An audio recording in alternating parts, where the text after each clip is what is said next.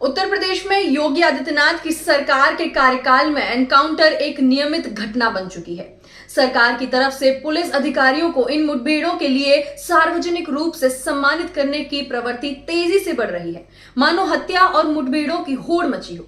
ये न केवल पुलिस को बढ़ावा देता है, बल्कि इसके परिणाम स्वरूप समाज में एक गंभीर असंतुलन और असुरक्षा की भावना को भी उत्पन्न करता है, खास तौर पर अल्पसंख्यकों में। नमस्कार, मैं हूं आपके साथ अग्रिमा जादौन और आप देख रहे हैं मिलत टाइम्स। 2017 से अब तक उत्तर प्रदेश में लगभग 12,525 एनकाउंटर हो चुके हैं, जिसमें 2007 लोगों की मौत भी हो चुकी है। लेकिन चौंकाने वाली बात यह है कि मरने वालों में 32% मुसलमान हैं, जबकि राज्य की आबादी में मुसलमानों का हिस्सा 19.3% ही है। यह असमानता किसी से छिपी नहीं है और ये सवाल उठाती है कि क्या ये एनकाउंटर धर्म विशेष को निशाना बनाने के लिए होते हैं। एनकाउंटर को लेकर यूपी पुलिस और सरकार के बीच एक अजीब किस्म का समझौता है। 2017 के बाद से पुलिस द्वारा किए जा रहे एनकाउंटर का आंकड़ा लगातार बढ़ता जा रहा है। मुठभेड़ों में शामिल पुलिस अधिकारियों को प्रमोशन मिल रहा है और कुछ को तो राष्ट्रपति द्वारा भी सम्मानित किया जा रहा है। इसका संदेश साफ है, मुठभेड़ करके सरकार की नजर में चढ़ो और पदोन्नति पाओ। यूपी पुलिस मुठभेड़ों में अक्सर एक ही तर्क का सहारा लेती है। आरोपी ने पुलिस पर फायरिंग की और जवाबी कार्रवाई में उसे मार दिया गया। इस सामान्य बयान को हर एनकाउंटर के साथ जोड़कर प्रस्तुत किया जाता है, चाहे मामला कितना भी संदिग्ध क्यों ना हो। इसी कारण एनकाउंटर में मरने वालों के परिवारों का कहना है कि उन्हें रात में घर से उठा लिया गया और सुबह पता चला कि वो मुठभेड़ में मारे गए।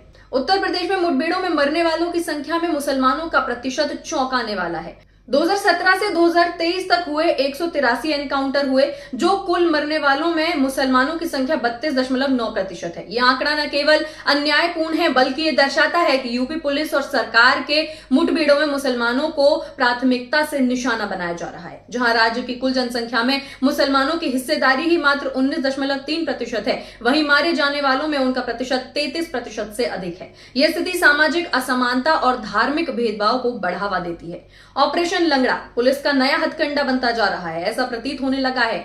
मुठभेड़ों में केवल हत्या ही नहीं, बल्कि घायलों की संख्या भी एक गंभीर मुद्दा है। पुलिस की गोली से घायल होने वाले आरोपियों की हालत भी बेहद दयनीय होती जा रही है। पुलिस ने इस प्रतिक्रिया को ऑपरेशन लंगड़ा का नाम दिया है, जिसमें आरोपी के पैर में गोली मारी जाती है ताकि उसे जीवन भर के लिए लंगड़ा कर दिया जाए। कई मामलों में घायल व्यक्ति को जेल भेज दिया जाता है, जहां उसे चिकित्सा सहायता भी सही से नहीं मिल पाती।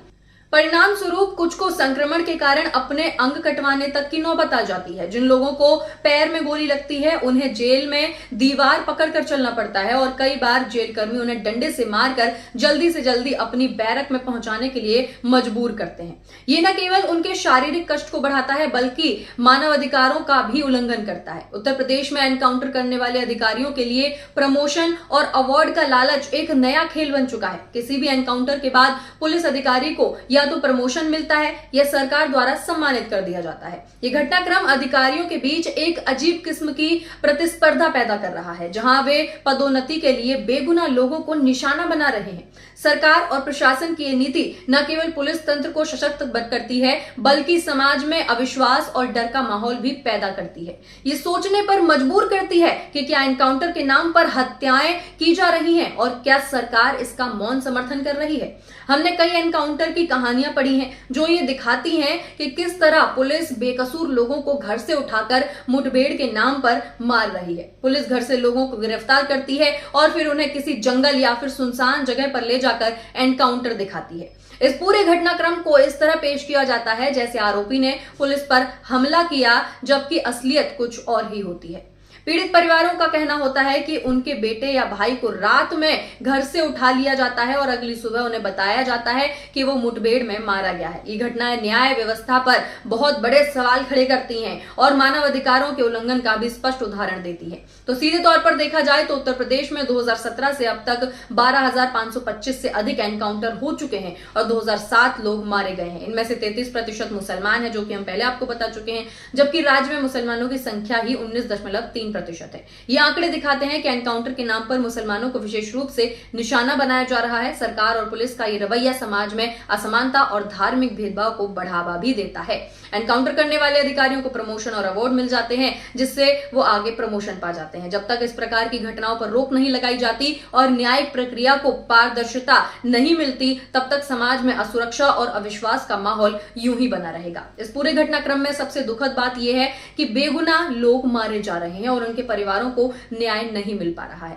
ये सरकार और प्रशासन की एक विफलता है और इसे सुधारने की तत्काल आवश्यकता भी है। इस पूरे मामले पर सोशल मीडिया ऐप एक्स पर भी लोग काफी ज्यादा अपना गुस्सा निकाल रहे हैं। देखिए उनका क्या कुछ कहना है। एक यूजर है जो लिखते हैं कि दलित, पिछड़े, मुसलमान हो तो एनकाउंटर, अगर ठाकुर हो तो 34 मुकदमे के बाद भी पुलिस ना तो हथकड़ी लगाएगी ना एनकाउंटर करेगी। वहीं एक और यूजर का लिखना है कि एनकाउंटर ही करना है तो बलात्कारियों का होना चाहिए। इसी आधार पर एक और यूजर ने कहा कि अगर इस देश में किसी का एनकाउंटर होना चाहिए तो सबसे पहले उन बलात्कारी का एनकाउंटर होना चाहिए जिन्हें माला पहनाकर सम्मानित किया जा रहा है। बलात्कार सबसे बड़ा जुर्म है।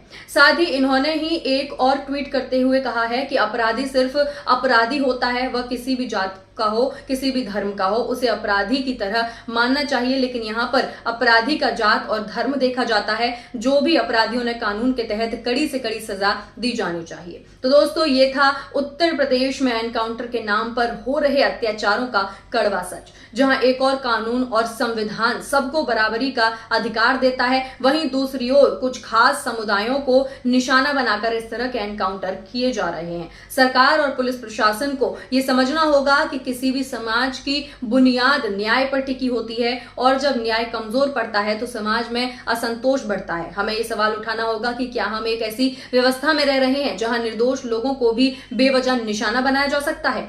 अगर आपको भी लगता है कि इस पूरे मुद्दे पर खुलकर चर्चा होनी चाहिए तो इस वीडियो को ज्यादा से ज्यादा शेयर करें और कमेंट में अपनी राय बताना ना भूलें। साथ ही चैनल को सब्सक्राइब करना ना भूलें ताकि हम आपको ऐसी ही और जरूरी अपडेट दे सकें। धन्यवाद।